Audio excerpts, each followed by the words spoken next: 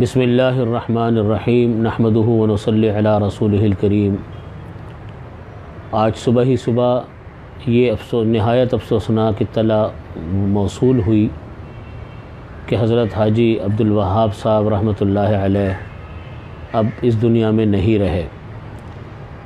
یہ اطلاع تمام مسلمانوں کے لیے اور وہ تمام حضرات جو دعوت و تبلیغ سے وابستہ ہیں اور دین کا درد رکھتے ہیں، دین کی فکر رکھتے ہیں، ان تمام حضرات کے لیے یہ خبر ایک نہایت افسوسناک خبر تھی کہ اللہ رب العزت نے اتنے بڑے داعی کو، اتنے بڑے دین کے خدمتگار کو، جو ساری زندگی لوگوں کو اس بات کی دعوت دیتے رہے کہ ایک اللہ کی طرف آؤ، اللہ کی مانو، جو کچھ کرنے والا ہے اللہ ہے، غیر اللہ کچھ کرنے والا نہیں۔ جس انسان نے لوگوں کو اس چیز کی طرف دعوت دی، اللہ رب العزت نے آج ان کو اپنے پاس بلا لیا۔ یہ خبر ہم سب کے لیے، یہ حادثہ ہم سب کے لیے ایک بہت بڑا حادثہ ہے، اور اللہ رب العزت حاجی صاحب رحمۃ اللہ علیہ کی تمام برکتیں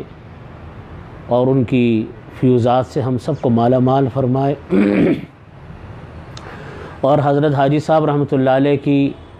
جتنی بھی خدمات ہیں، اللہ تعالیٰ ان تمام خدمات کو اپنی بارگاہ میں شرف قبول عطا فرمائے۔ یہ سانحہ پوری قوم کے لیے، تمام مسلمانوں کے لیے ایک بہت بڑا سانحہ ہے،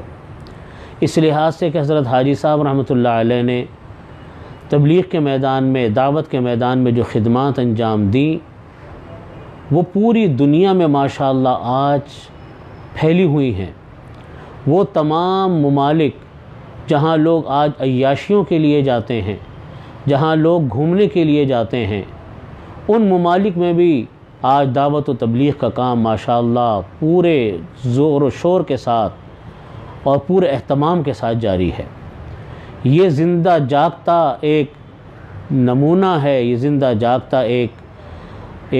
ایسا کام ہے جس کی برکات اور ثمرات ہر انسان دیکھ سکتا ہے۔ ایسی دنیا میں کوئی تنظیم نہیں، ایسی دنیا میں آج کوئی جماعت نہیں جس کے پورے دنیا کے اندر اتنے مراکز موجود ہوں، اتنے اس میں کام کرنے والے موجود ہوں، جتنی آج تبلیغی جماعت کے ماشاءاللہ مراکز اور اس میں کام کرنے والے افراد ہیں۔